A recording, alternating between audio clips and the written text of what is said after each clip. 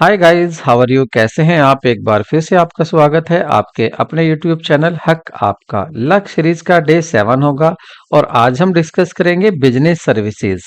व्यवसायिक सेवाएं क्या क्या होती हैं, इनका वर्गीकरण क्या है, और जैसे कि बैंकिंग सेवाएं, बीमा सेवाएं, डाक और दूरसंचार सेवाएं, भंडार सेवाएं, परिवहन सेवाएं, इन सब का यहाँ डिस्कस होगा। यहाँ से क्या क्या क्वेश्चंस पूछे जा चुके हैं और क्या क्या क्वेश्चन पूछे जा सकते हैं, वो सब हम यहाँ पर डिस्कस करेंगे।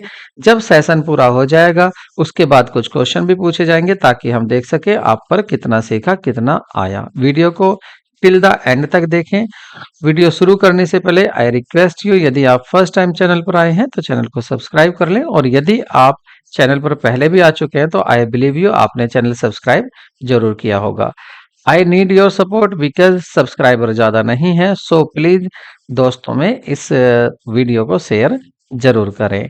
तो शुरू करते हैं आज की वीडियो को, और सबसे पहले हम देखेंगे बिजनेस सेक्टर, सर्विस सेक्टर। यहाँ पर देखना है सर्विस सेक्टर मतलब सेवा क्षेत्र क्या होता है, पहले हम इसको डिस्कस करेंगे। तो सर्विस सेक्टर की अगर हम बात करें तो यह बैंकिंग, संचार, परिवहन, बीमा, भंडार इत्यादि में संलग्न वाणिज्य फर्मों को शामिल करता है।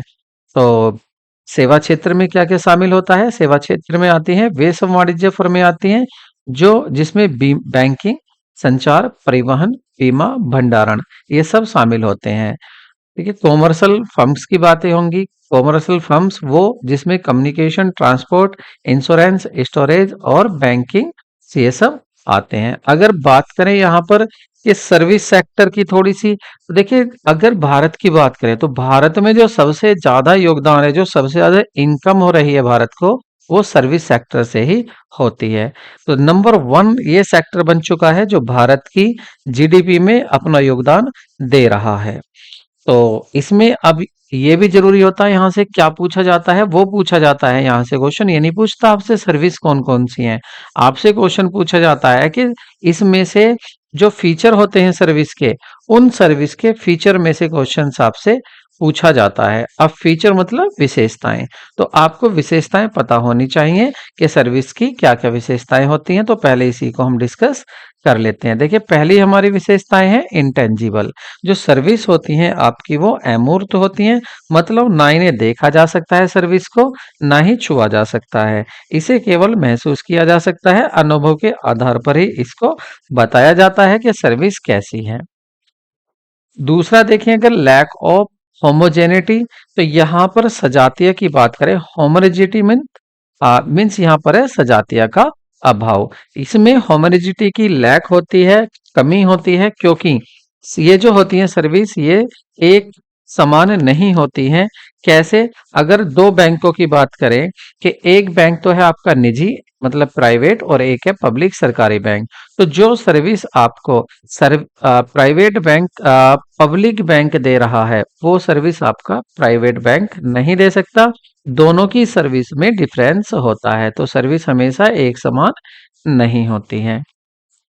No need of stock at the same time. देखिए, एक ही जगह सर्विस को स्टोर नहीं करके रखा जा सकता है। जैसे बात करें कोई मूवी लग रही है, उसके आप टिकट लेते हैं, तो उनको ये नहीं है कि वो टिकट आपकी जो सेवाएं मिली हैं आपको कि उसमें आपकी सीट बुक हो गई है, ये नहीं है कि आप उसको आगे भी कभी यूज कर सकते हैं, या जो आपको सर्विस अब मिल रही है इसको आप स्टॉक करके रख लें, ऐसा भी पॉसिबल नहीं होता है।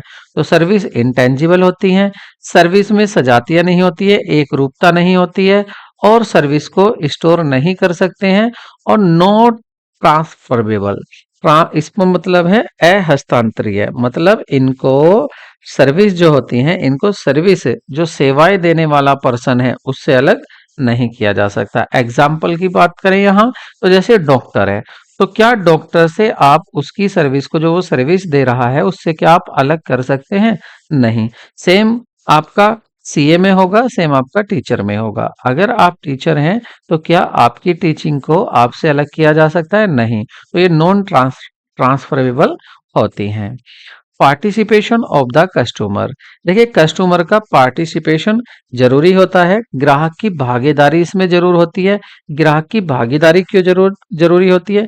देखिए, जब तक आप अगर आपका फ्रिज खराब है और जब तक आप इंजीनियर को कॉल नहीं करेंगे, आप कंपनी को कॉल नहीं करेंगे, आप अपनी भागीदारी नहीं निभाएंगे, तब तक कंपनी को पता नहीं चलेगा कि आपको सर्विस चाहिए। सर्विस तभी दी जाती है जब आप उसको मांगते हैं, तो ग्राहक की इसमें भागीदारी जरूरी होती है। उसके बाद आता है आपका यहाँ पर, अगर मैं थोड़ा सा यहाँ डिफरेंस देख लूं क्लासिफिकेशन से पहले, अगर मैं देख लूं कि सर्विस का क्लासिफिकेशन पहले, कि एक तरफ तो मैं लिख लेता हूँ सर्विस को, एक तरफ तो सर्विस को लिख लेता हूँ और दूसरी तरफ लिख लेता हूँ गुड्स को। तो इनमें क्या क्या अंतर होगा? तो इसमें अंतर क्या होगा? देखिए, सर्विस तो होंगी इंटेंजिबल, लेकिन गुड्स होगा टेंजिबल। दूसरा, सर्विस को स्टॉक नहीं कर सकते, गुड्स को स्टॉक कर सकते हैं। स्टैंडर्डाइजेशन, तो इसके अप्रत्यक्ष होती हैं। सर्विस को सर्विस देने वाले से अलग नहीं कर सकते, गुड्स को गुड्स बनाने वाले से अलग कर सकते हैं। दूसरा, अगर नेचर की बात करें तो यह तो एक क्रिया प्रक्रिया होती है, और अगर इसकी बात करें तो यहाँ एक भौतिक वस्तु हो सकती है जिसको आप देख सकते हैं, टच कर सकते हैं। प्रकार की बात करें तो यहाँ अलग अलग प्रकार की सर्विस होती हैं, अलग अलग, जैसे भी दो बैंक दे रहे हैं तो उनकी सर्विस अलग होगी, लेकिन गुड्स सेम प्रकार का होता है। अगर स्वामित्व की बात करें तो यहाँ सर्विस का स्वामित्व को ट्रांसफर नहीं किया जा सकता, जो सर्विस देने वाला है वही सर्विस देगा, दूसरा उसको ट्रांसफर नहीं हो सकता। गुड्स में ट्रांसफर हो सकता है, जैसे मैन्युफैक्चरर होलसेलर को दे देता है और होलसेलर आपके रिटेलर को दे देता है, और रिटेलर बेच देता है कस्टमर को, लेकिन यहाँ ऐसा नहीं होता, जो सर्विस देने वाला है वो ही सर्विस देगा, उससे अलग नहीं कर सकते। तो ये डिफरेंस हो गए आपके सेवाएं में और वस्तुओं में, मतलब सर्विस में और गुड्स में। उसके बाद अब बात करेंगे यहाँ पर क्लासिफिकेशन ऑफ सर्विस की, मतलब इसके प्रकार, सेवाएं का वर्गीकरण अगर करें तो ये कौन कौन सी हो सकती हैं? तो ये हो सकती है व्यवसायिक हो सकती हैं, सामाजिक हो सकती हैं, व्यक्तिगत हो सकती हैं। अब बात आती है इनके इंग्लिश की। तो अगर इंग्लिश में इनकी बात करें तो देखिए, सोशल सर्विस हो सकती हैं। सर्विस कैसी हो सकती हैं? सोशल सर्विस हो सकती हैं, बिजनेस सर्विस हो सकती हैं जो बिजनेस देता है, और यहाँ व्यक्तिगत हो सकती हैं, मतलब व्यक्तिगत में आएगा आपका पर्सनल सर्विस। कौन सी हो सकती है? आपकी पर्सनल सर्विस हो सकती हैं। ये हुआ इनका वर्गीकरण, लेकिन वर्गीकरण यहीं खत्म नहीं हो जाता, इसमें हमें ये भी देखना होगा कि जो व्यावसायिक सर्विसेज होती हैं वे कौन सी होती हैं।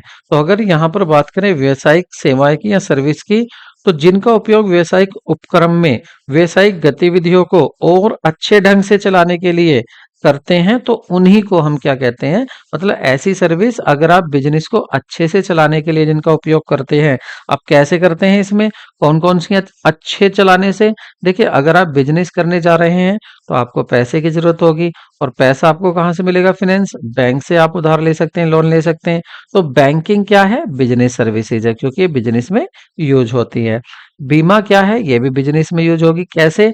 आपने कोई गुड्स बना लिया, आप उसको कहीं दूसरी जगह लेके जा रहे हैं, तो आपको तो ये डर होगा कि हो सकता है माल रास्ते में नष्ट हो जाए, चोरी हो जाए, तो आप उसका बीमा करा सकते हैं। इसका मतलब बीमा भी क्या है? आपकी सर्विस है, सेवा है बिजनेस की।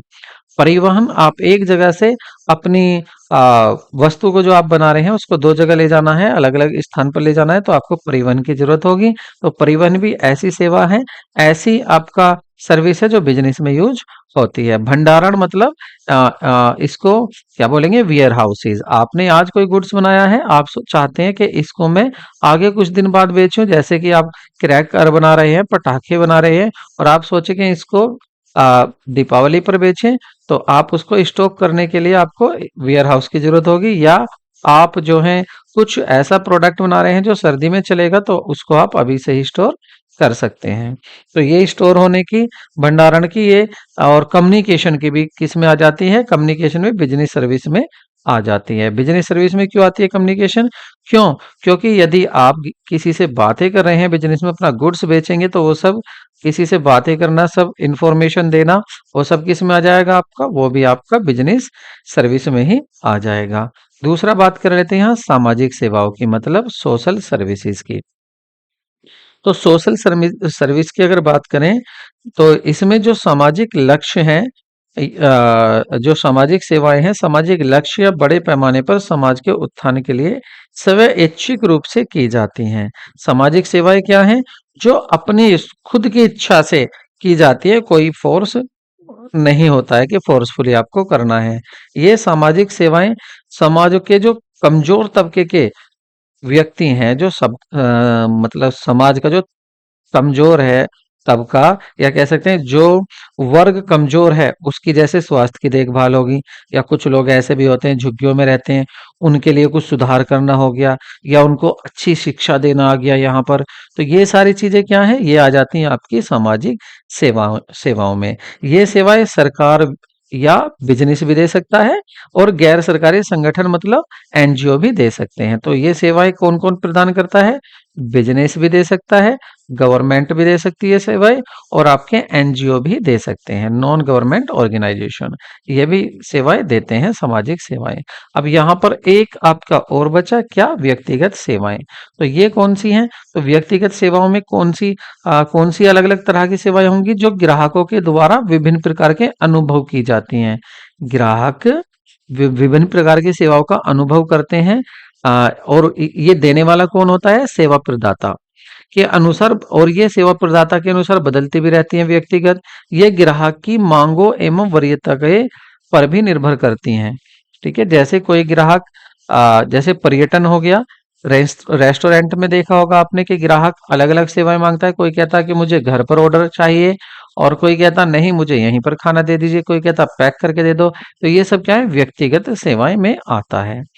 तो यहाँ पर जो इम्पोर्टेंट जो जहाँ से क्वेश्चन पूछा जाता है वो आपका फीचर है। तो आप एक तो फीचर को लर्न कर लें, क्योंकि यहाँ से केस स्टडी बना के देगा आपसे और पूछेगा कि कौन सा फीचर सही नहीं है, मतलब लक्षण। फीचर याद कर लें आप, यहाँ से आपका क्वेश्चन होगा। ये बताना जरूरी था, बेसिक ज्ञान था, और ये भी क्लासिफिकेशन बताना भी जरूरी था। और क्वेश्चन कहाँ से पूछा जाता है, अब आगे देखते हैं। तो यहाँ पर अब बात करते हैं, जैसे अभी पीछे हमने देख लिया कौन कौन सी सर्विस थी। तो सबसे पहले देखेंगे banking. Banking, a bank is financial institution that accept deposits for the purpose of lending. The main feature of banking are. तो ये बैंक एक वित्तीय संस्थान है जो उधार देने के उद्देश्य से जमाएं स्वीकार करती है। ये बैंक का मुख्य काम होता है। ये क्या करती हैं? जनरल पब्लिक से ये पैसा लेती हैं। और क्यों लेती हैं? क्योंकि इनको उधार देना है, किसको? जो जरूरतमंद है, जो बिजनेस करना चाहते हैं, काम करना चाहते हैं, उन लोगों को ये पैसा उधार देंगी। तो पैसा उधार देने के लिए ये पब्लिक से जमाएं लेती है, डिपॉजिट्स लेती है। अब पब्लिक से क्यों लेती है? ताकि पब्लिक को जो ये इंटरेस्ट देगी, पब्लिक से जैसे मान लेते हैं ये 6% पर एनम पर डिपॉजिट ले रही हैं, और जो यहाँ बिजनेसमैन को अगर उधार देती है तो ये 17% पर एनम पर अगर उधार दे रही हैं, तो यहाँ पर जो बीच का डिफरेंस होता है वो ही इनका प्रॉफिट होता है बैंक का। तो बैंक क्या सर्विस देता है? पैसे जमा करने की सर्विस देता है, और उधार लेने की भी सर्विस देता है। अब बैंक में खाते भी तो खोले जाते हैं, टाइप अकाउंट्स खोले जाते हैं, और देखिए यहाँ से क्वेश्चन भी पूछा जाता है। तो आप याद रखें, ये तो क्वेश्चन नहीं पूछा जाएगा कि बैंक क्या करता है, लेकिन ये पूछा जाता है जैसे कि आपसे पूछ लिया कि एक केस स्टडी देते हैं, उस केस स्टडी में एक लड़की होती है, वो अपनी एमबीए पूरा करने के बाद अपना बिजनेस चलाती है, और वो उसका एक बैंक में फ्रेंड होती है। तो वो उससे पूछती है कि मुझे एक ऐसा अकाउंट चाहिए जिसमें मैं समय समय पर पैसा भी निकालती रहूं और मुझे फिक्स का भी आनंद मिल जाए। तो वो उसको बताती है कि आप एक काम करो, एक मल्टीपल ऑप्शन डिपॉजिट अकाउंट खोल लो। तो इसमें केस हिस्ट्री में ये पूछा गया था, बताओ आप कौन सा अकाउंट उसको सजेस्ट करेंगे। तो टाइप ऑफ अकाउंट का आपको पता होना चाहिए। तो सबसे पहले यहाँ पर जो बात करेंगे, हम सेविंग बैंक अकाउंट की या सेविंग डिपॉजिट अकाउंट, बचत जमा खाते की बात करेंगे। तो ये एक ऐसा खाता होता है सेविंग डिपॉजिट अकाउंट, कि कोई भी व्यक्ति डॉक्यूमेंट्स, जो अनिवार्य डॉक्यूमेंट्स हैं उनको जमा करके अपना खाता खोल सकता है बहुत कम पैसे से, और फिर उसको बढ़ा सकता है, जमा कर सकता है अपनी जमा को। जब उसको जरूरत होगी वो अपने अकाउंट से कभी भी पैसा निकाल सकता है, उसको जब वो अकाउंट खुल जाता है। लेकिन हाँ, इस अकाउंट में एक बात है कि जो बाकी अकाउंट है, रिक्यूरिंग है, करंट अकाउंट या आपका ये टर्म डिपॉजिट है, इससे कम यहाँ पर इंटरेस्ट कम मिलता है। इनके मुकाबले में इंटरेस्ट यहाँ पर कम मिलता है सेविंग बैंक अकाउंट में। और एक लिमिट भी होती है कि डेली आप कितना पैसा निकाल सकते हैं। ये नहीं कि आप कितना भी पैसा कितनी बार भी ट्रांजैक्शन कर सकते हैं, नहीं। इसमें एक लिमिट होती है कि आप दिन में इतनी बार पैसा निकाल सकते हैं। जब ग्राहक अकाउंट खोलता है तो यहाँ पर ग्राहक के अकाउंट खोलने पर ग्राहक को कुछ चीजें दी जाती हैं, जैसे आपका चेक बुक होती है, ठीक है, और चेक बुक के साथ आपकी पासबुक भी दी जाती है। पासबुक में जो भी रिकॉर्ड होगा, पैसा निकालना जमा करना, वो सब इसमें लिख लेता है। उसके बाद रिक्यूरिंग, उसके बाद आता है आपका करंट डिपॉजिट अकाउंट, चालू जमा खाता। सबसे पहले अगर इसकी बात करें कि इसकी चालू खाता जो होता है ये किसके लिए होता है, देखिए ये व्यापारियों के लिए होता है, बिजनेसमैनों के लिए ये उपयुक्त होता है। तो सबसे जरूरी जो अकाउंट होता है करंट अकाउंट, ये किसके लिए होता है, ये बिजनेसमैन के लिए होता है, पहली बात। ठीक है, इसमें क्या है, इसमें कोई लिमिट नहीं हो सकती। एक दिन में कितनी बार पैसा निकाला जा सकता है और कितनी बार जमा पैसा किया जा सकता है। इसमें एक फैसिलिटी और मिलती है, ओवरड्राफ्ट की फैसिलिटी। ओवरड्राफ्ट की फैसिलिटी मतलब आप अपनी जमा से भी ज्यादा पैसा इसमें से निकाल सकते हैं। ठीक है, और ये इसको क्रेडिट लिमिट भी होती है कि कितना निकाल सकते हैं। दूसरा सबसे बड़ी बात क्या है यहाँ पर कि इसमें इंटरेस्ट नहीं मिलता है। इस अकाउंट में बिजनेसमैन को इंटरेस्ट नहीं मिलता है। होता क्या है कि उल्टा और बैंक इसमें से कुछ बैंक अपनी सेवा प्रदान करने के लिए कुछ चार्ज भी कर लेता है, अपनी सेवा चार्ज भी लेता है। तो देखिए यहाँ इंटरेस्ट मिलता है, कम पैसे में खोला जा सकता है, इसमें लिमिट होती है कि कितने ट्रांजैक्शन कर सकते हो। और करंट अकाउंट में बिजनेसमैन खोलता है, कोई लिमिट नहीं होती है, कितनी बार निकालो कितनी बार जमा करो, और यहाँ पर इंटरेस्ट नहीं मिलता है, उल्टा बैंक को चार्ज लेता है। उसके बाद आता है आपका रिक्यूरिंग डिपॉजिट अकाउंट, आवर्ती जमा खाता। आवर्ती जमा खाते में क्या होता है कि इसमें एक जो जो अकाउंट खोलने वाला होता है वो एक स्थिर अवधि के लिए प्रति माह निश्चित राशि, कोई निश्चित राशि से अपना अकाउंट खोल सकता है। अब वो निश्चित राशि क्या हो सकती है, जैसे 100 रुपए, ठीक है, 100 रुपए हो सकते हैं, या 200 हो सकते हैं, 500 हो सकते हैं, मतलब 100 के गुणा में, या 5,000 रुपए महीना हो सकते हैं। वो हर बार यहाँ पर हर महीने जमा करता रहता है। अगर 1,000 से खोल रहा है तो 1,000 रुपए हर महीने वो जमा करता रहता है। और इसमें फायदा क्या होता है, इसमें ये होता है कि आपको बचत बैंक से ज्यादा ब्याज मिलता है। ठीक है, तो ये एक आपका डिपॉजिट करने का अच्छा विकल्प होता है। इसमें किस्तों में पैसा जमा होता है। एक होती है आपकी टर्म डिपॉजिट अकाउंट, समाधि जमा खाता। तो सावधि जमा को मैं कहता हूँ समाधि, समाधि मतलब एक बार समाधि कर दी पैसे की, निकलेगा नहीं। तो ये होता है आपका deposit account, term deposit account, या इसको फिक्स डिपॉजिट भी कह देते हैं। फिक्स डिपॉजिट अकाउंट, इसका नाम क्या है, फिक्स डिपॉजिट अकाउंट भी इसको कह देते हैं। इसमें क्या होता है, इसमें देखिए एक बार ही इसमें पैसा जमा किया जाता है। अब वो कितने दिन के लिए किया जा सकता है, देखिए 6 महीने से, 6 मंथ से, 6 मंथ से 5 वर्षों तक हो सकती है। कितनी, 5 इयर्स तक। तो आप इसमें पैसा 5 महीने से 6 महीने तक जमा कर सकते हो। सबसे बड़ी जो इसकी विशेषता होती है ये होती है कि इस पर सबसे अधिक इंटरेस्ट मिलता है। सबसे अधिक इंटरेस्ट किस पर मिलता है, सबसे अधिक इंटरेस्ट जो मिलता है वो आपका फिक्स डिपॉजिट अकाउंट पर मिलता है। ठीक है, लेकिन ऐसा नहीं है कि आपने 5 साल के लिए पैसा जमा किया है तो वो 5 साल बाद ही निकलेगा। अगर आपको जरूरत है तो आप पहले भी निकाल सकते हैं, तब तक का उस पर साधारण सिंपल इंटरेस्ट मिल जाएगा। लेकिन जो यहाँ पर डिपॉजिट वाला था, फिक्स डिपॉजिट वाला इंटरेस्ट था, वो तभी पूरा मिलेगा जब आप उसको अपना समय पूरा करते हैं, जितने दिन के भी आपने ये किया था। और सबसे ज्यादा जो इम्पोर्टेंट हो जाता है वो आपका होता है मल्टीपल ऑप्शन डिपॉजिट अकाउंट, मतलब बहुविकल्पीय जमा खाता। तो देखिए पहली बात तो ये जो होता है अकाउंट, ये मिक्स्ड होता है। इसमें मिश्रित रूप से इसमें दो सुविधाएं मिलती हैं। कैसी कैसी, एक तो मिलती है बचत खाते की सुविधा, इसमें बचत खाते सुविधा, और दूसरा इसमें चालू खाते की सुविधा। ठीक है, इसमें दोनों सुविधाएं मिलती हैं, किसमें, इस वाले आपके अकाउंट में, बहुविकल्पीय जमा में। अब इसमें ऐसे कैसे होता है, इसमें ऐसे होता है कि पैसा कितनी बार भी निकाला जा सकता है, और एक एक मतलब लिमिट होती है। अगर उस लिमिट पर पैसा पहुंच जाता है, जैसे 1 लाख रुपए पहुंच गया आपका, ठीक है, और इससे ऊपर भी जमा होता जा रहा है, तो वो इस 1 लाख रुपए को अपने आप ही ट्रांसफर कर देते हैं फिक्स डिपॉजिट अकाउंट में, एफडी में इसको ट्रांसफर कर देते हैं। और बाकी ऊपर का जो पैसा था वो ऐसे काम करता है जब से आपका सेविंग अकाउंट, तो यहाँ इंटरेस्ट भी मिलता है। और जबकि देखा चालू खाते में इंटरेस्ट नहीं था, लेकिन ये ऐसा इंटरेस्ट भी मिलेगा और आपको सेविंग की भी फायदा हो जाता है, बार बार पैसा भी आप निकाल सकते हैं। ठीक है, तो ये वेरी इंपॉर्टेंट क्वेश्चन है, वेरी इंपॉर्टेंट है। इसको आप याद रखें, ये ऐसा खाता है। और ये क्वेश्चन पूछा भी गया है आयोग में कि एक ऐसा खाता बताइए जिसमें आ, जिसमें चालू खाते का भी फैसिलिटी मिल जाए और साथ में आपको बचत खाते भी फैसिलिटी मिल जाए। तो ऑप्शन था आपका मल्टीपल ऑप्शन डिपॉजिट अकाउंट। ठीक है, उसके बाद अगर और भी कुछ बातें हैं, जैसे सम इम्पोर्टेंट सर्विसेज हैं प्रोवाइडेड बाय द बैंक, वो कौन कौन सी हैं? कुछ ऐसी सर्विस जो बैंक और भी प्रोवाइड करता है, उनको देखें अगर वो कौन सी होंगी। तो वो होंगी बैंक ओवरड्राफ्ट, मतलब जमा से भी ज्यादा पैसा निकाल सकते हो।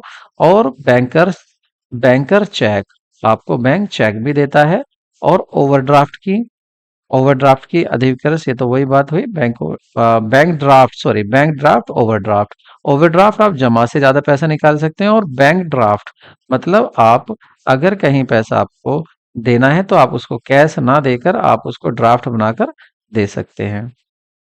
कैश क्रेडिट, आप उसे नकदी साख उधार ले सकते हैं बैंक से। Short medium long term loan भी बैंक प्रोवाइड करते हैं। तो ये कुछ अन्य सेवाएं हैं जो बैंक के द्वारा पेड की जाती हैं। Type of digital payment, electronic function और बैंक, ई बैंक। आजकल ई बैंक ज्यादा चल रहा है, इलेक्ट्रॉनिक बैंक। तो इसमें क्या क्या आ जाता है आपका? डेबिट कार्ड आ जाता है, क्रेडिट कार्ड आ जाता है। ठीक है, डेबिट कार्ड से आप पैसा निकाल सकते हैं, क्रेडिट कार्ड से आप उधार ले सकते हैं, मतलब जितना जमा है उससे उतना निकाल सकते हैं डेबिट कार्ड से। क्रेडिट कार्ड से आप जितना जमा है अकाउंट में उससे भी ज्यादा निकाल सकते हैं। National electronic fund transfer, national electronic fund transfer की भी सुविधा देता है आपका बैंक। अपना आप फंड ट्रांसफर कर सकते हैं। रियल टाइम ग्रोस सेटलमेंट भी होता है। और आपका ऑटोमेटिक टेलर मशीन, 24 घंटे आप कभी भी पैसा निकाल सकते हैं। ई कैश, ई डिजिटल की भी सुविधा बैंक अब देने लगा है। अच्छा, ये जो आपका आता है यहाँ पर नेशनल इलेक्ट्रॉनिक फंड ट्रांसफर, ये इंपॉर्टेंट है बताना, क्योंकि यहाँ से क्वेश्चन पूछ लिया जाता है। देखिए यहाँ पर क्या होता है, इसमें ये होता है कि देखिए आपको चेक या ड्राफ्ट बनाने की जरूरत नहीं है। अगर ए और बी दो पर्सन है, तो और ए सीधा पैसा बी के यहाँ पर ट्रांसफर करा सकता है, ड्राफ्ट या चेक वगैरह जमा करने की जरूरत नहीं है। और बी ए के यहाँ सीधा जमा करा सकता है, तो इसको बोलते हैं आपका नेशनल इलेक्ट्रॉनिक फंड ट्रांसफर। इसमें दो बातें आपको याद रखनी है। देखिए एक तो यहाँ आता है नेफ्ट, NEFT, नेफ्ट। ठीक है, एक तो होता है आपका नेफ्ट, और दूसरा होता है एक इसमें जिससे पैसा ट्रांसफर करते हैं, RTGS। ठीक है, अगर इनकी बात करें तो देखिए RTGS तो ये तो सकल निपटान के आधार पर आधारित होता है। कौन सा? आपका RTGS। ठीक है, RTGS के आगे मैं यहां लिख देता हूं, ये डिपेंड होता है आपका सकल मतलब ग्रोस, सकल निपटान आधार पर कार्य करता है। सकल निपटान आधार पर कार्य करता है, ये आपको याद रखना है पॉइंट। और नेफ्ट जो है ये आपका शुद्ध निपटान आधार पर काम करता है। ये काम करता है शुद्ध निपटान आधार पर। ठीक है, और दूसरा एक डिफरेंस और भी है कि जो आरटीजीएस करोगे तो आरटीजीएस में आपका कम इंक चेंज कर लें, ये ले लेते हैं, कम से कम कितना होना होना चाहिए पैसा? कम से कम 2 लाख होना चाहिए। किसमें? आरटीजीएस में। तो न्यूनतम जो आरटीजीएस है वो है आपका 2 लाख, और मैक्सिमम की कोई लिमिट नहीं है। और नेफ्ट में ऐसा कुछ नहीं है, इसमें आप 1 रुपया भी ट्रांसफर आसानी से कर सकते हैं। आरटीजीएस सुविधाएं जो देती हैं आरटीजीएस, तो भारत में आरटीजीएस जो सुविधाएं देने वाली ब्रांचेज हैं, शाखाएं हैं, वो हैं 72,000 और नेफ्ट देने वाली हैं 75,000। ठीक है, तो एक तो ये क्वेश्चन आपको याद रखना था, ये याद रखना था। मिनिमम आरटीजीएस कितना होता है, 2 लाख, ये याद रखना था। और सकल शुद्ध किस पर, सुकुल शुद्ध निपटान कौन करता है, नेफ्ट। और आरटीजी करता है आपका ग्रॉस, ये भी आपको बात याद रखनी है। ठीक है, अगर यहाँ पर उसके बाद एक आपको ये हो गया आपका real time gross settlement, RTGS. ठीक है, इसकी फुल फॉर्म थी, ये नेफ्ट थी आपका, नेशनल इलेक्ट्रॉनिक फंड ट्रांसफर। ठीक है, ये दोनों मैंने आपको बता दिए हैं यहाँ पर, ये दोनों ही बता दिए, यहाँ अलग अलग नाम थे और यहाँ मैंने दोनों को डिफाइन कर दिया है। देन आपका एटीएम की बात हुई थी कि एटीएम ऐसी सुविधा है जो अब आप 24 घंटे कभी भी इसमें पैसा निकाल सकते हैं। ठीक है, और ई कैश की बात करें तो ई कैश क्या होता है आपका, जैसे आप पेटीएम यूज करते हैं, पेटीएम यूज कर रहे हैं, या आप भीम ऐप यूज कर रहे हैं, तो ये सब क्या है, ये आ जाता है आपका ई कैश में। ये भी सेवाएं, ये भी सुविधाएं कौन देता है, आपका बैंक ही ये सुविधाएं देता है। अब चलते हैं वेरी वेरी इंपॉर्टेंट आपके सेवाएं की तरफ, तो वो क्या है आपका इंश्योरेंस सर्विसेज। ये काफी इंपॉर्टेंट है, यहाँ से बहुत ज्यादा क्वेश्चन पूछे जाते हैं। तो बीमा, बीमाकर्ता और बीमित के बीच एक अनुबंध है। इंश्योरेंस क्या है, एक कॉन्ट्रैक्ट होता है इंश्योरर और इंश्योर्ड के बीच में। इंश्योर्ड कौन होता है, जिसका बीमा करना है। इंश्योरर कौन होता है, बीमा करने वाली संस्था, जैसे एलआईसी। एलआईसी बीमा करती है, लाइफ इंश्योरेंस कॉरपोरेशन, तो ये तो होती है इंश्योरर। और यदि आप बीमा कराते हैं तो आप होंगे insured. Which are the insurer agree to make good the loss of the insured on the occurrence of event in the return of the regular payment of the called premium। और यहाँ पर जो ये दोनों के बीच में अनुबंध होता है वो किस लिए होता है, जिसमें बीमा करता है एक नियमित भुगतान जिसे प्रीमियम कहते हैं, के बदले में किसी घटना के घटित होने पर जो बीमित की हानि को पूरा करने के लिए सहमत हो जाता है। तो जो इंश्योरर है वो तैयार होता है कि आप मुझे प्रीमियम के रूप में आप मुझे बीमे की किस्त देंगे, और बदले में अगर आपको कोई नुकसान हो जाता है तो मैं आपको उस नुकसान की पूर्ति करूंगा। तो यहाँ पर आपसे ये तो मैंने आपको बेसिक बताया कि ये है क्या इंश्योरेंस और इंश्योरर क्या है, इंश्योर्ड क्या है। लेकिन क्वेश्चंस जो पूछे जाते हैं वो सबसे ज्यादा क्वेश्चंस पूछे जाते हैं आपके principle of insurance. Very very important है ये, इसलिए मैं इसको स्टार दे देता हूँ 4। यहाँ से क्वेश्चन बहुत पूछे जाते हैं, तो आप इसको शॉर्ट में मैं बोल रहा हूँ, आप इसको लिख लें शॉर्ट में। तो सबसे पहले क्या होता है कि principle of utmost good faith, परम नियता का सिद्धांत। तो सबसे पहला जो होता है आपका principle of utmost good faith, इसमें क्या होता है कि जो बीमा है ना वो विश्वास पर आधारित होता है। ये एक ऐसा अनुबंध होता है जो विश्वास पर आधारित होता है। कहने का मतलब ये है कि जब इंश्योरर का बीमा होता है तो उसको सभी अपनी इंफॉर्मेशन क्लियर देनी चाहिए, कुछ भी छुपाना नहीं चाहिए। जैसे अगर बीमा कराते समय उसको कुछ बीमारी है, कुछ रोग है, घातक रोग है, तो वो उसको बता देना चाहिए, छुपाना नहीं चाहिए। ऐसा ना हो आज बीमा करा लिया, एक ही किस्त दी और उसने, दिल का मरीज था, अगले दिन उसकी डेथ हो गई और उसको पूरा बीमा मिल जाएगा, तो ऐसा नहीं करना है। ये विश्वास पर डिपेंड होता है। ठीक है, तो दूसरी बात यहाँ पर, एक बात यह है कि बीमा कंपनी क्या कर सकती है, अब उसकी भी बात कर लेते हैं। देखिए, मान लेते हैं अगर कोई खबर छुपाई गई थी, जैसे अभी मैंने दिल के दौरे की बात कही, और जो इंश्योरर है वो अपना इस परेशानी को छुपा लेता है कि मुझे दिल का दौरा है और पॉलिसी ले लेता है, लेकिन उसकी डेथ हो जाती है। तो उस केस में अगर बीमा कंपनी को मालूम हो जाता है कि इसे पहले से ही ये बीमारी थी, दिल की, और इसने ये बात छुपाई थी, तो उसको बीमे की राशि नहीं मिलेगी, कंपनी बीमे की राशि नहीं देगी। इसी तरह से अगर कोई फैक्ट्री चला रहा है, कोई फैक्ट्री का ओनर है और वो फायर इंश्योरेंस लेता है, कौन सा इंश्योरेंस लेता है, फायर इंश्योरेंस लेता है, लेकिन उसको जो इलेक्ट्रिसिटी बोर्ड था बिजली बोर्ड था, उस बिजली बोर्ड ने पहले से उसको चेतावनी दी हुई थी कि आप अपने सर्किट को चेंज कर लें, इससे कभी भी आग लग सकती है। लेकिन उसने ये चेतावनी छुपाई, और जब उसके गुड्स जल जाता है, नष्ट हो जाता है, तो इस केस में बीमा कंपनी को पता चल जाने पर बीमा कंपनी उसके बीमे की राशि नहीं देगी। तो इसलिए कहा जाता है कि principle utmost good faith, कि ये बीमा जो होता है वो बीमा परम सत्य पर आधारित होता है। कुछ भी बीमा पॉलिसी लेते समय बीमा पॉलिसी लेते समय इंश्योरर को जो इंश्योर्ड है उसको कुछ भी छिपाना नहीं चाहिए। ठीक है, तो ये पहला प्रिंसिपल हुआ। अब देखते हैं दूसरा principle, principle of insurable interest, बीमा योग्य हित का सिद्धांत। यहाँ पर बीमा योग्य हित का सिद्धांत कहता है कि जब आप किसी का बीमा करा रहे हैं, तो जिस गुड्स का आप बीमा करा रहे हैं या जिस व्यक्ति का आप बीमा करा रहे हैं, उसमें आपका हित होना चाहिए, उसमें आपका इंटरेस्ट होना चाहिए। अब हित का इंटरेस्ट की यहाँ पर हम बात करें तो वो क्या होगा? जैसे मान लेते हैं आप, कोई व्यक्ति ए है, तो ये अपने बच्चे का बीमा करा सकता है बी का, लेकिन ये किसी अनजान व्यक्ति का बीमा नहीं करा सकता, क्योंकि उसमें इसका हित नहीं होगा। ऐसा हो सकता है कि हाँ, कोई ए पर्सन है, वह कोई फैक्ट्री किराए पर ले ले, बेशक फैक्ट्री उसकी नहीं है लेकिन उसने किराए पर ली हुई है, वो उसका बीमा करा सकता है।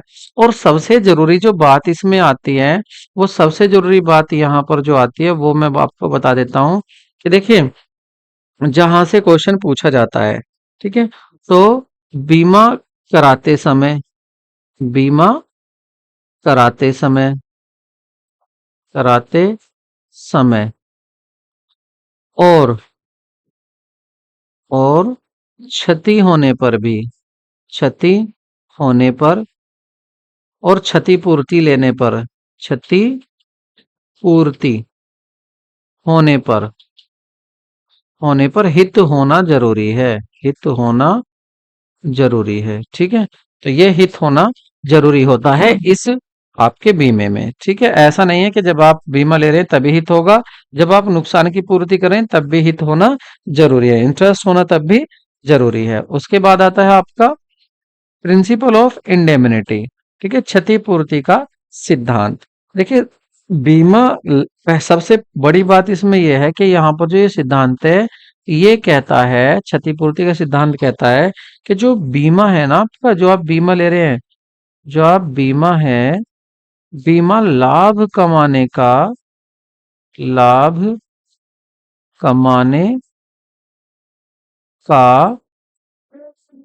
अनुबंध नहीं है, का अनुबंध नहीं है।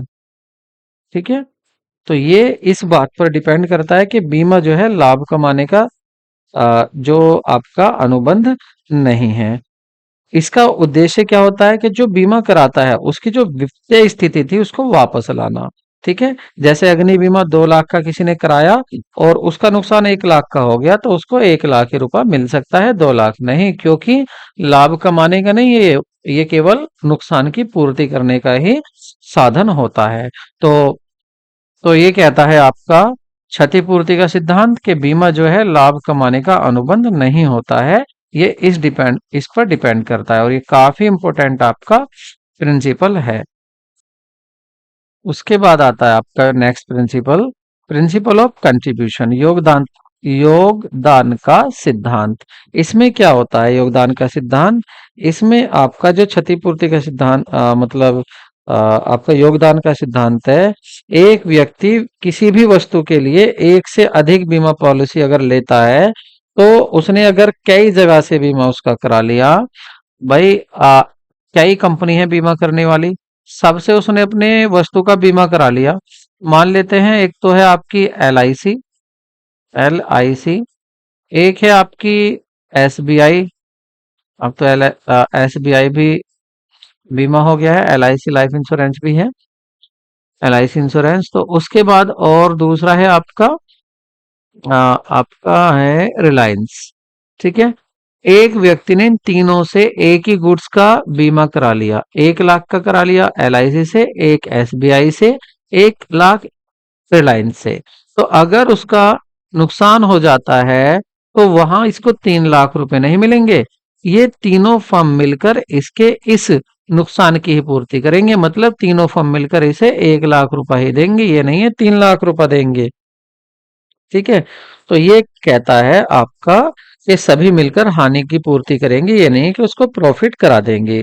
ठीक है, और अगर यहाँ पर फॉर्मूला ये क्या यूज करते हैं, कभी कभी फॉर्मूला भी पूछ लेता है, तो मैं इसका फॉर्मूला भी आपको बताता चलता हूँ। तो देखिए, एक तो इसमें sum assured with the particular insurer, मतलब बीमित बीमाकर्ता द्वारा बीमित राशि।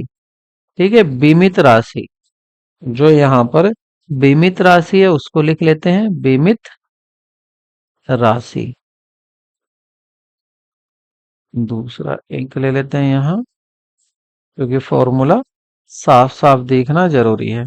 ठीक है, तो यहाँ पर करेंगे बीमित राशि, बीमित राशि जिसका बीमा करा गया है, बीमित राशि। इसमें मल्टीप्लाई करते हैं वास्तविक हानि की, वास्तविक हानि की मल्टीप्लाई करते हैं, वास्तविक हानि जो हुई है, और अपॉन में लिख देते हैं कुल बीमित राशि।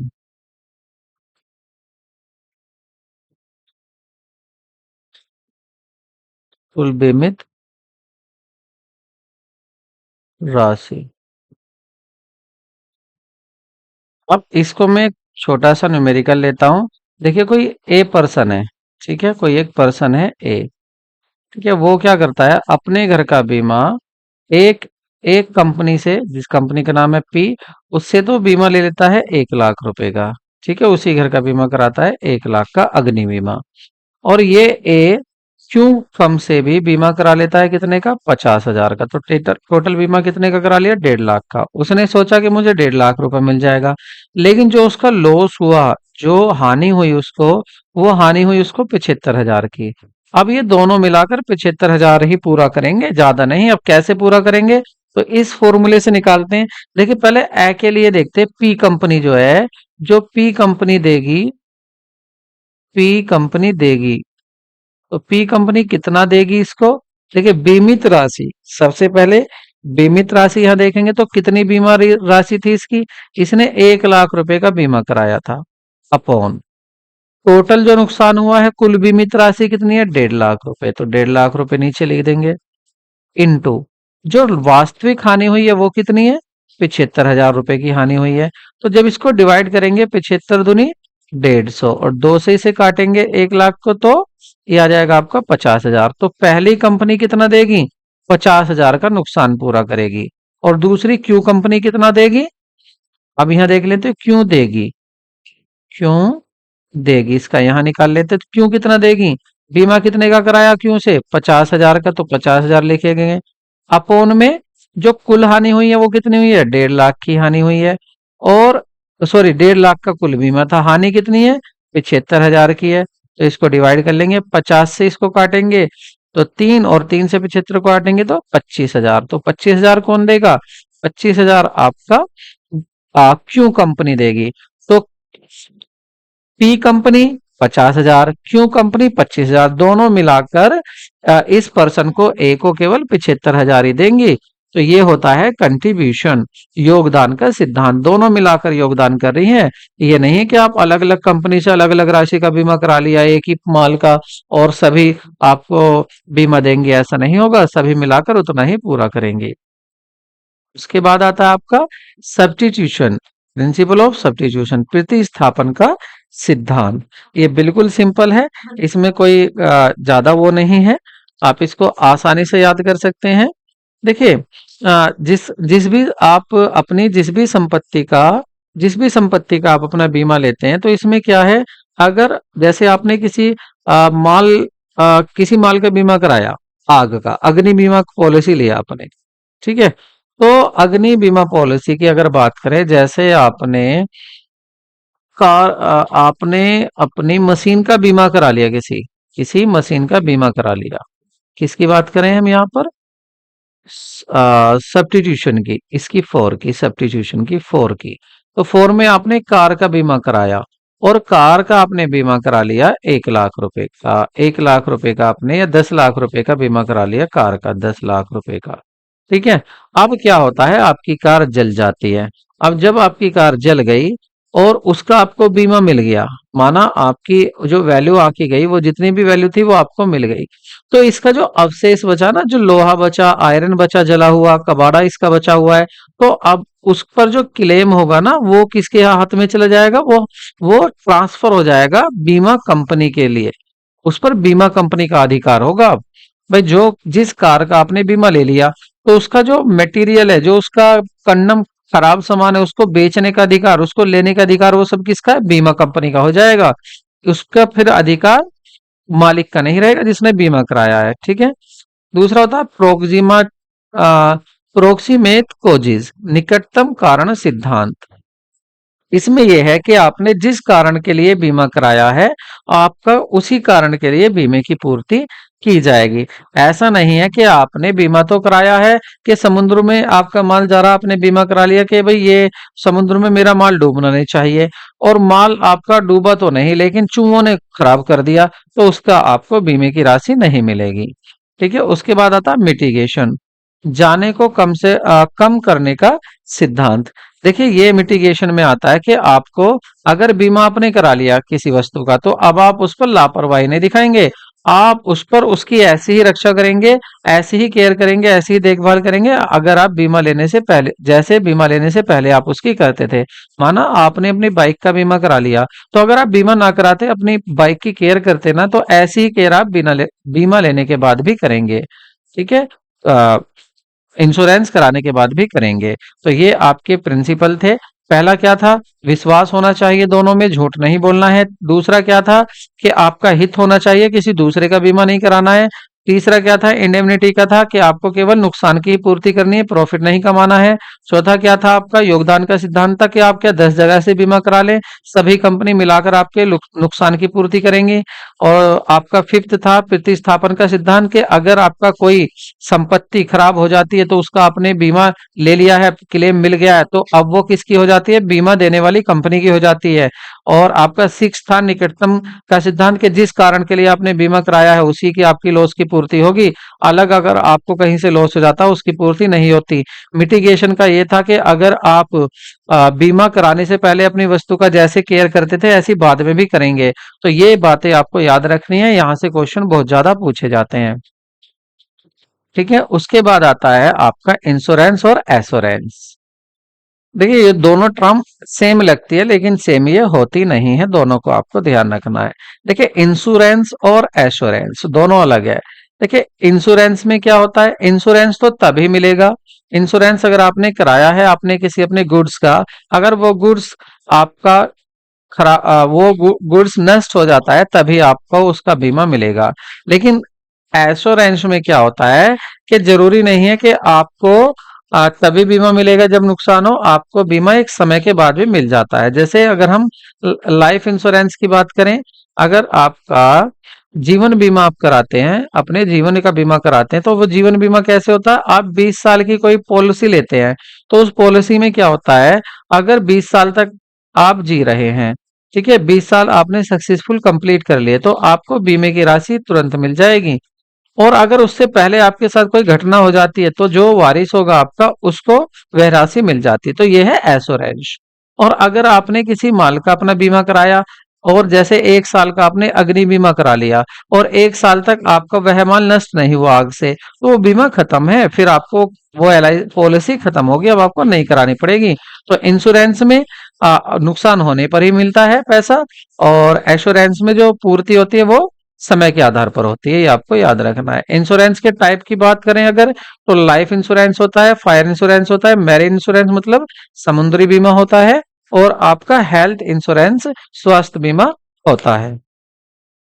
तो यदि बात करें टाइप ऑफ इंश्योरेंस, तो बीमे के प्रकार में ये तो सब बातें आपको पता है कि बीमा जो होता है आपका जीवन बीमा होता है, लाइफ इंश्योरेंस। और जीवन बीमे में भी क्या है कि जीवन बीमे भी दो प्रकार के होते हैं। ठीक है। एक बंदोबस्ती बीमा होता है, एक तो आपका अगर जीवन बीमे की बात करें, तो एक आपका बंदोबस्ती या संपूर्ण जीवन बीमा होता है, एक तो आपका संपूर्ण जीवन पॉलिसी होती है। संपूर्ण बीमा, और एक होता है आपका बंदोबस्ती, बंदोबस्ती। ठीक है, अब अगर इंग्लिश की बात करें तो इंग्लिश में इसको कहते हैं होल लाइफ इंश्योरेंस पॉलिसी। ये क्या होती है? Whole life assurance policy. ठीक है, और एक होती है आपकी बंदोबस्ती। एक क्या होती है आपकी? बंदोबस्ती। इसको बोलते हैं एंडोर्समेंट, इसको बोलते हैं एंडोर्समेंट,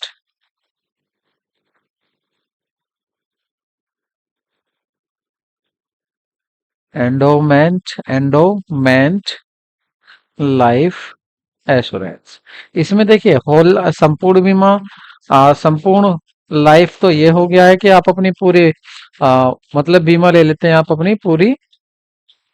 यहाँ पर बीमा आप 20 साल का, 30 साल का बीमा ले लेते हैं। ठीक है, और एंडोमेंस बंदोबस्ती क्या है कि यहाँ पर आप इस पॉलिसी के अंतर्गत जो बीमा करवाने वाले व्यक्ति होता है उसकी मृत्यु पर या जब वो निर्धारित उम्र पर पहुंच जाएगा तो उसको पैसा मिल जाता है। जैसे यहाँ तो अपने होल लाइफ में तो आपने पूरी जिंदगी का बीमा करा लिया। ठीक है, पूरी जिंदगी का आपका बीमा है।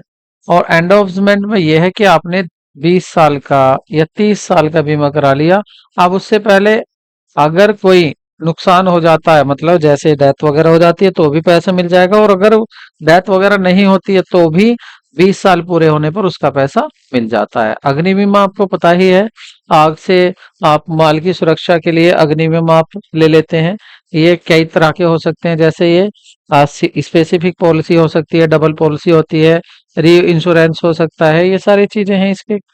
तो इसमें भी कोई खास यहाँ से क्वेश्चन नहीं है, जहां से क्वेश्चन बनेगा मैं आपको डिटेल बताऊंगा। मैरीन इंश्योरेंस समुद्री बीमा होता है आपका, जिसमें आप माल का बीमा करा लेते हैं, जहाज का बीमा करा लेते हैं, भाड़े का बीमा करा लेते हैं। ठीक है और सॉरी, उसके बाद हेल्थ इंश्योरेंस, स्वास्थ्य बीमा। ठीक है, स्वास्थ्य बीमा तो इसमें बीमारी की स्थिति में अगर आपको चिकित्सा खर्चे का भुगतान करवाना है तो उसके लिए आप बीमा करा सकते हैं। तो ये तो बातें थी आपकी कि बीमे कौन कौन से हैं, यहाँ से कोई खास क्वेश्चन नहीं पूछता। मेन जो क्वेश्चन पूछा जाता है मैंने उस पर काफी मेहनत की है, और आई होप आपको वो पसंद भी आएगी। देखिए उस मेरी मेहनत को। तो यह है difference between the life fire and marine insurance, जीवन अग्नि और समुद्र बीमा के बीच में अंतर। यहाँ से क्वेश्चन आपको पूछे जाते हैं, और आप अगर इस चार्ट को अच्छे से याद कर लेंगे तो आप सभी क्वेश्चन के आंसर दे सकते हैं। तो अगर आधार देखें, यहाँ पर आधार अंतर का, तो सब्जेक्ट मैटर की बात करें तो यहाँ पर subject matter of the insurance is human life. तो अगर जीवन बीमे में जो सब्जेक्ट मैटर होता है, विषय वस्तु होती है जिसका बीमा होता है, वो होती है मनुष्य की लाइफ।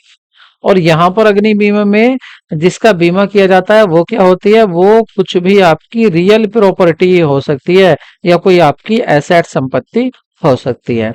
मैरीन इंश्योरेंस जो होता है वो सब्जेक्ट मैटर क्या हो सकता है?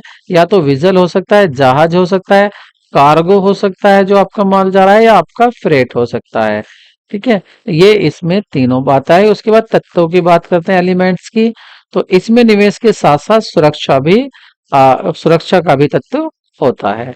ठीक है, इसमें लाइफ इंश्योरेंस में क्या होता है कि देखिए निवेश तो है ही आपका, और साथ साथ में सुरक्षा भी है। जैसे आपने 20 साल का बीमा लिया, 20 साल में आपको जो आपका पैसा है उसका डबल मिलेगा, 2.5 गुना मिलेगा, वो तो मिलेगा मिलेगा, वो तो निवेश है।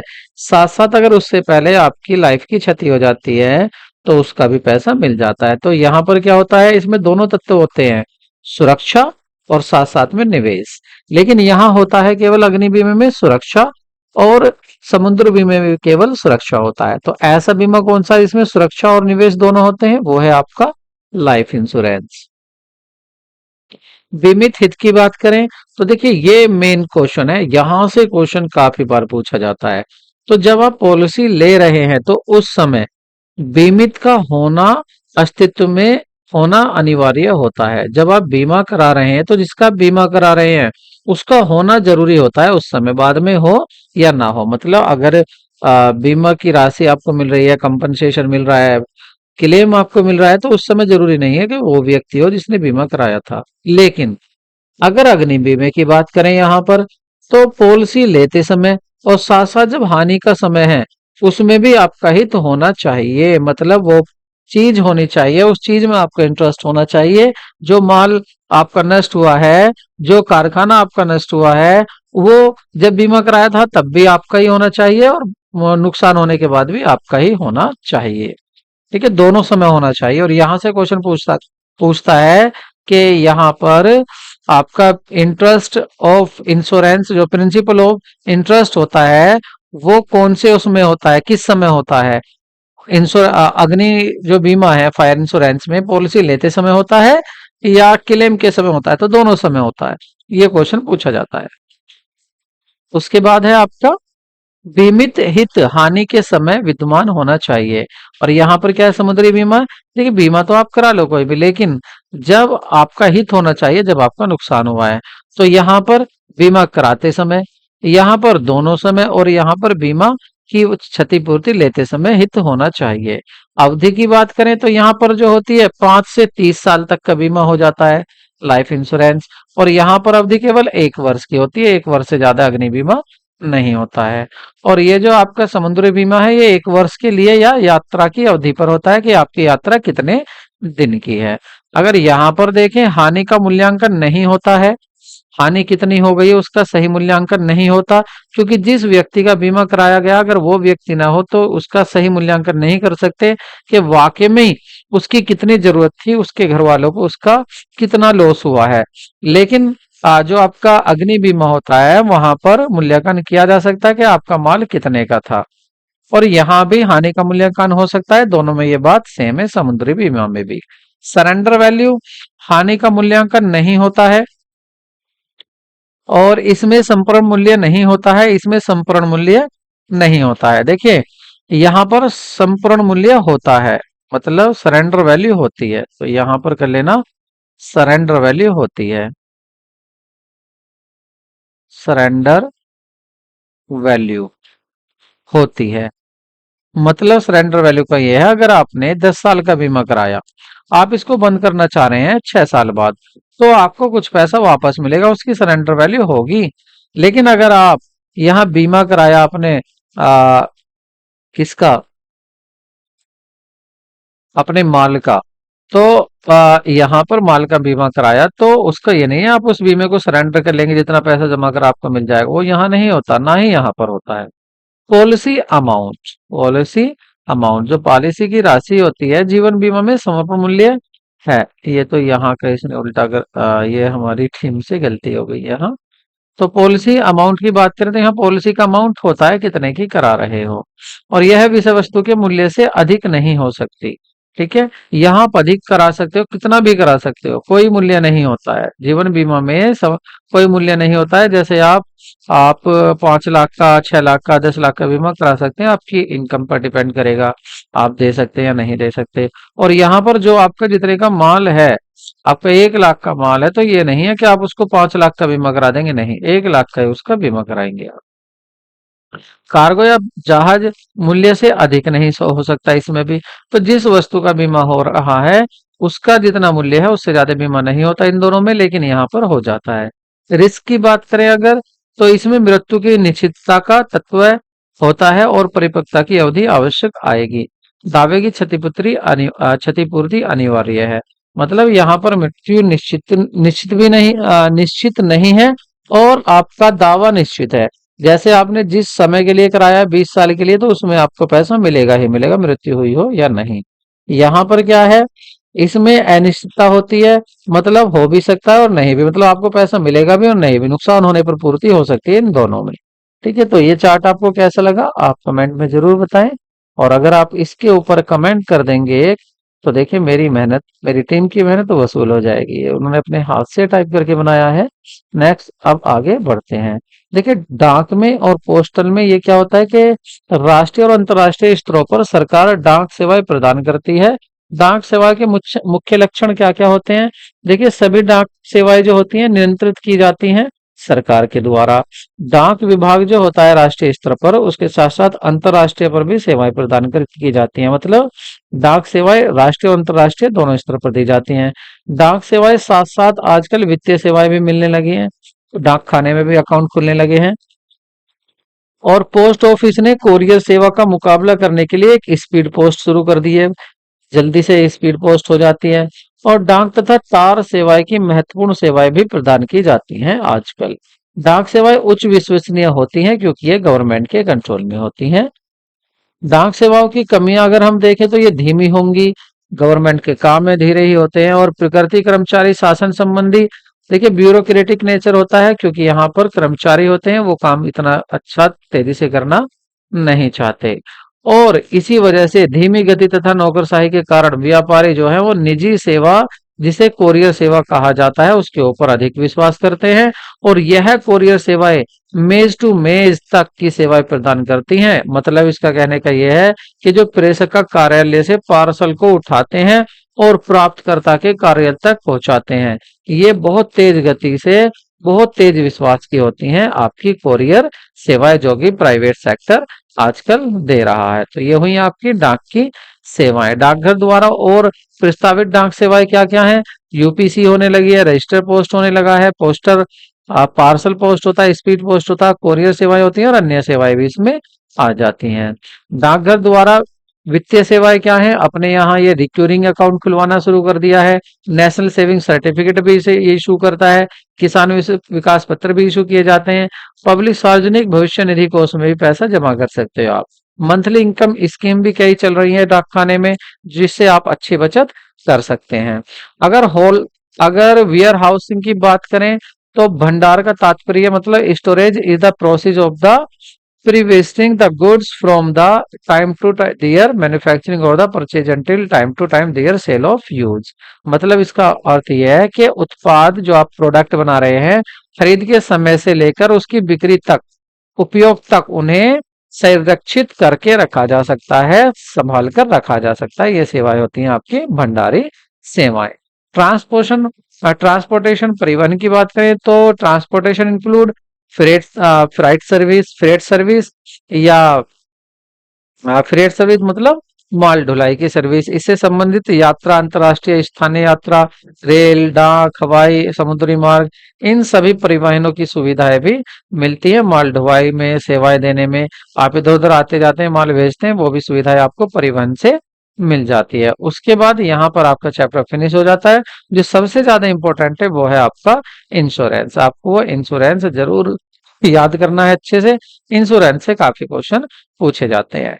अब यहाँ पर देख लेते हैं कुछ क्वेश्चन पूछकर कि आप पर कितना आया, कितना नहीं आया। तो फर्स्ट क्वेश्चन देखते हैं, डीटीएच सेवाएं किसके द्वारा प्रदान की जाती है? ट्रांसपोर्ट कंपनी के द्वारा, या आपका सेलुलर कंपनी के द्वारा, या बैंक द्वारा, या इनमें से कोई नहीं। तो जो आपकी सेलुलर कंपनी होती है उसके द्वारा ये सेवाएं प्रदान की जाती है। नेक्स्ट क्वेश्चन है आपका, इनमें से कौन सा बीमे का कार्य नहीं है? मनी लैंडिंग, उधार देना, ये बीमे का कार्य नहीं है, फंक्शन ऑफ द इंश्योरेंस। या helping in the capital formation, पूंजी निर्माण में सहायक या जोखिम बंटवारा, या इनमें से कोई नहीं। तो सही आंसर क्या होगा? इसमें पूछा which of the following is not function of insurance. जल्दी से आंसर दीजिए। तो देखिए यहाँ पर money lending, money lending, money lending मतलब उधार देना। उधार देना आपका किस में नहीं आता है? ये इंश्योरेंस में नहीं आता है। हेल्प आती है, आपकी रिस्क शेयरिंग आता है, ठीक है, लेकिन आपका ये मनी लैंडिंग नहीं आता। तो ऑप्शन आपका ए सही होगा। नेक्स्ट क्वेश्चन देखते हैं, इनमें से कौन सा जीवन बीमा अनुबंध में लागू नहीं होता है? वेरी इंपॉर्टेंट क्वेश्चन, ठीक है। Which of the following not applicable in the life insurance contract? Conditional contract, शर्तयुक्त, या आपका यूनाइटेड यूनाइटेड स्टेट कॉन्ट्रैक्ट एक पक्षीय, या इंडेमनिटी कॉन्ट्रैक्ट क्षतिपूर्ति अनुबंध, या इनमें से कोई नहीं। तो सही आंसर होगा आपका इंडेमनिटी, क्षतिपूर्ति कॉन्ट्रैक्ट। ये आपका जीवन बीमे में नहीं आता है। याद है आपको इंडेमनिटी क्या था, क्षतिपूर्ति क्या था? कि बीमा आप कराते हैं केवल अपनी नुकसान की पूर्ति करने के लिए, ना कि प्रॉफिट कमाने के लिए, ठीक है। तो ये इसमें लागू नहीं होता है, क्योंकि जीवन बीमा क्या है? जीवन बीमा में आप प्रॉफिट के लिए भी कर लेते हैं। जैसे आपने 20 साल का बीमा कराया और आपकी किस्तों में पैसा जमा हुआ 1 लाख रुपए, और आपको 20 साल बाद उसके 2.5 लाख रुपए मिल जाएंगे। तो आपका तो इन्वेस्ट हो गया। तो ये निवेश हो गया, इन्वेस्टमेंट हो गया, ठीक है। तो इसका मतलब क्या है, इसमें क्षतिपूर्ति का लागू नहीं होता, क्योंकि क्षतिपूर्ति सिद्धांत कहता है कि बीमा जो है वो केवल नुकसान की पूर्ति के लिए किया जाता है, लाभ कमाने के लिए नहीं। लेकिन जीवन बीमा में ऐसा नहीं होता, ये लाभ कमाने के लिए भी किया जाता है। नेक्स्ट क्वेश्चन देखते हैं। बैंक ड्राफ्ट का उपयोग वहां किया जाता है जहां पर व्यक्तिगत चेक स्वीकार होते हैं, और बैंक ड्राफ्ट हमेशा मांग पर देय होता है। ये भी बात सही है। और यहाँ पर क्या रहता है कि बैंक ड्राफ्ट का उपयोग वहां किया जाता है जहां पर व्यक्तिगत चेक स्वीकार किए जाते हैं, जहां व्यक्तिगत चेक स्वीकार किए जाते हैं। तो सही और आंसर क्या होगा आपका? सही आंसर होगा आपका बी। दोनों रीजन सही है, और लेकिन करेक्ट एक्सप्लेनेशन नहीं करता है। नेक्स्ट क्वेश्चन देखते हैं। निकटतम कारण एक अनुबंध है जो कि स्पष्ट रूप से उन कारणों को बताता है जिसके विरुद्ध संभावित भविष्य की हानि का बीमा किया जाता है। और अगर इसका देखें रीजन, तो कह रहा है बीमा व्यक्ति की बीमित संपत्ति का नुकसान या विनाश के कारण होने वाली हानि के विरुद्ध बीमाकर्ता को क्षतिपूर्ति की गारंटी प्रदान करता है। तो ऑप्शन क्या होगा यहाँ पर आपका? यहाँ होगा कि देखिए पहला ऑप्शन तो गलत है, लेकिन दूसरा सही है। तो इसका आंसर आएगा आपका डी। तो डी ऑप्शन सही था। नेक्स्ट क्वेश्चन देखते हैं। कौन से बीमे में सिद्धांत की क्षतिपूर्ति लागू नहीं होती है? तो वो अभी जैसे बताया था, कौन सा है आपका? Health insurance. अब आपसे एक क्वेश्चन आपसे और पूछना है। देखो, एक कंपनी ने 5 लाख रुपए की अग्नि बीमे की पॉलिसी ली। 5 लाख का कौन सा बीमा कराया? अग्नि बीमा। बीमा मतलब फायर इंश्योरेंस कराया 5 लाख रुपए का। ठीक है। 2 महीने बाद क्या हुआ कि 2 लाख की हानि हो गई। 2 लाख रुपए की हानि होगी, नुकसान हो गया। तो बताइए अब उसको कितने रुपए की जो सहायता मिलेगी, कितने की पूर्ति होगी उसके? 5 लाख की, 2 लाख की, या 3 लाख की? तो सही आंसर क्या होना चाहिए आपका? बताइए जल्दी।